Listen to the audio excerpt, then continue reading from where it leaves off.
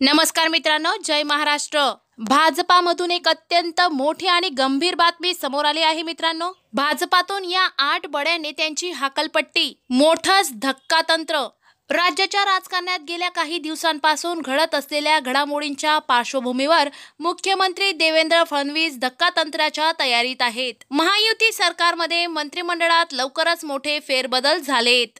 यामध्ये या 8 वादग्रस्त आणि दिग्गज मंत्र्यांची विकेट काढून नव्या चेहऱ्यांना संधी दिली जाईल। भाजपच्या 2 दिग्गजांबरोबर शिंदे गट आणि अजित पवार गटाच्या काही मंत्र्यांना बाहेरचा रस्ता दाखविला जाईल अशी चर्चा आहे। विधानसभा निवडणुकीत भाजप महायुतीला मोठे यश मिळाले, मात्र राज्यात सरकार आल्यानंतर महायुतीचे आणि काही मंत्री आणि आमदारांच्या वादग्रस्त भूमिका असल्यामुळे सर्वसामान्य लोकांमध्ये चुकीचा संदेश जात आहे।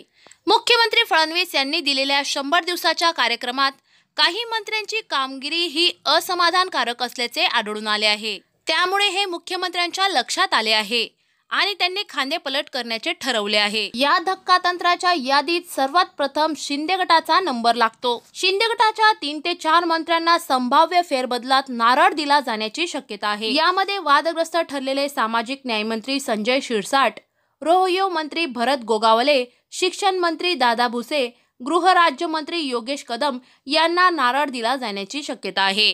दुसरा धक्का मिळेल तो अजितदादा यांच्या गटाला। संतोष देशमुख प्रकरणात धनंजय मुंडे यांचा आधीच राजीनामा झालेला आहे।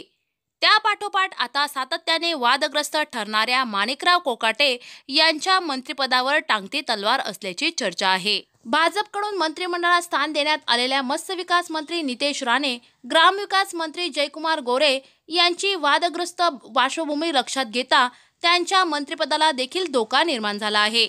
भाजपचे संकटमोचक म्हणून ओळखल्या गेलेल्या गिरीश महाजन यांना पक्षाची गरज म्हणून मंत्रिमंडळाबाहेर थांबण्यास सांगितले जाऊ शकते आणि फेरबदलात विधानसभा अध्यक्ष राहुल नार्वेकर यांची मंत्रिपदावर वर्णी लागण्याची दाट शक्यता आहे।